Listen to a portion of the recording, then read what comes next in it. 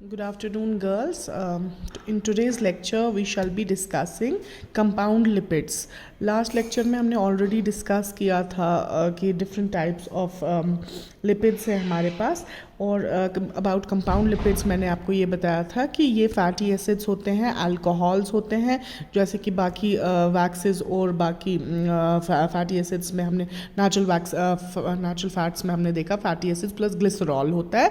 In case of compound lipids, we have fatty acids plus alcohol and some additional compound. Additional compound जो भी हमारे compound lipid में होगा या तो वो phosphoric acid होगा या वो sugar होगा या protein molecule होगा.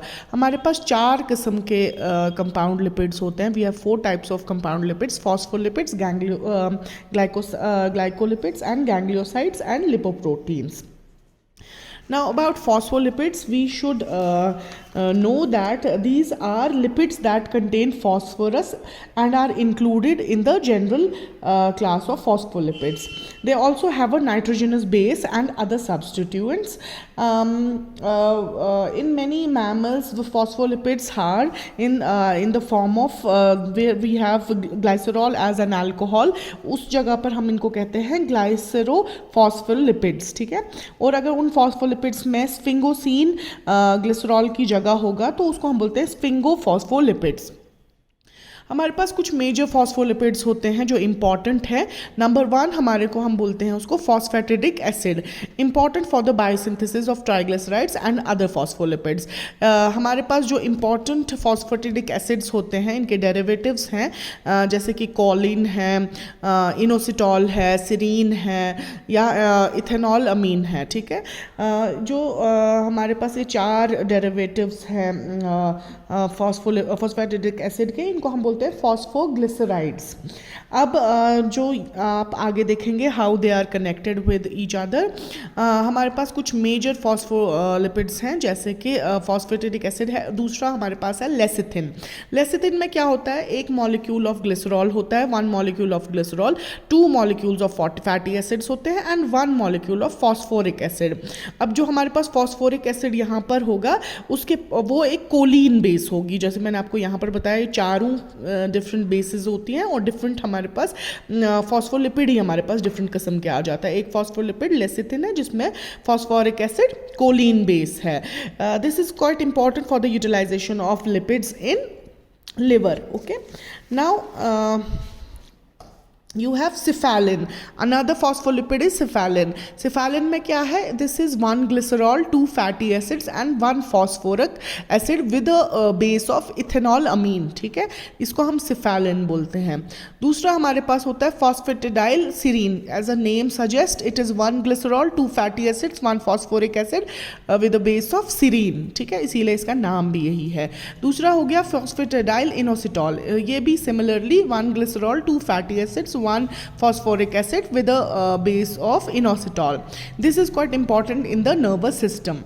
Now another one, sphingomycins.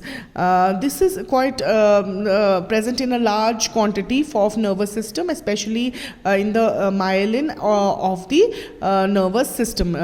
Brain cells में हमारे brain sheath को में ये present होते हैं sphingomycins. ठीक है, इसमें जो बेस है वो स्फिंगोसीन है. स्फिंगोसीन इज़ अनदर जो मैंने आपको पहले ही बताया, हमारे जो स्फिंगोसीन होगा वो ऐसा फॉस्फोलिपिड है जिसमें ग्लिसरॉल की जगह स्फिंगोसीन होगा, तो ये स्फिंगो फॉस्फोलिपिड्स होता है.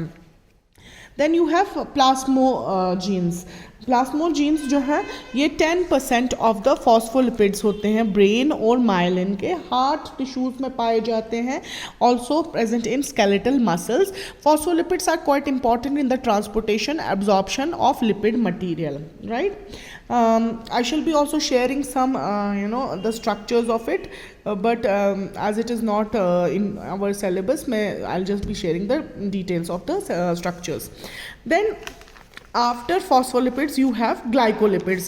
This is another class of compound lipid. Now what is a glycolipid? It has a sugar along with a fatty acid, a sphingosine, and the sugar that is present is galactose usually. This is found in brain, kidney, liver, retina. कुछ types हैं इसके, केरासिन, cerebron and neuron. ठीक है. Then we have gangliosides, another phospholipid, another compound lipid, sorry. Gangliosides जो हैं, they contain, this is important, these contain NANA. What is NANA? N-acetyl neuramic acid. Okay, then fatty acids, sphingosine and 3 moles of hexose sugar. यहाँ hexose sugar जो होगा या तो वो galactose होता है या glucose होता है. Again, this contains NANA, N-acetyl neuramic acid. ठीक है, fatty acids, sphingosine और 3 molecules of hexose sugar. In this case, the hexose sugar is galactose and glucose. Now, this is found in nerves and spleen. Important. Compounds lipid जो भी हैं, mostly they are present in nerves and quite important in brain cells. Now this is another class of compound lipid, a very important one. Lipoproteins नाम से हम इसको बुलाते हैं. ये क्या होते हैं? Protein molecules usually conjugated with triglycerides, cholesterol and और फॉस्फोलिपिड, इसको नोन एज लिपोप्रोटीन. ट्राइग्लिसराइड्स जो है हमारी बॉडी में जब अब्जॉर्प्शन इसकी होती है, इसकी ट्रांसपोर्टेशन नॉर्मली नहीं होती है, but in the free, it is not in the free from but as chylomicrons like very low density lipoprotein और free fatty acids.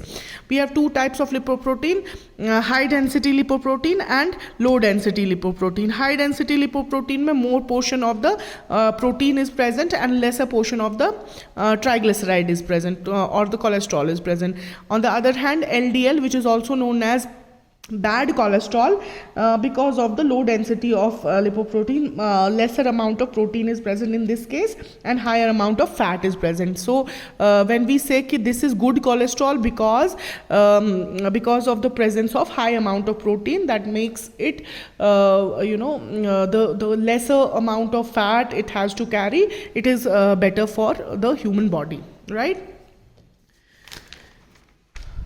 That's all for today. Tomorrow I shall be discussing with you the steroids, and I shall be taking you with this. I shall be dealing with the structures of the steroids, especially cholesterol.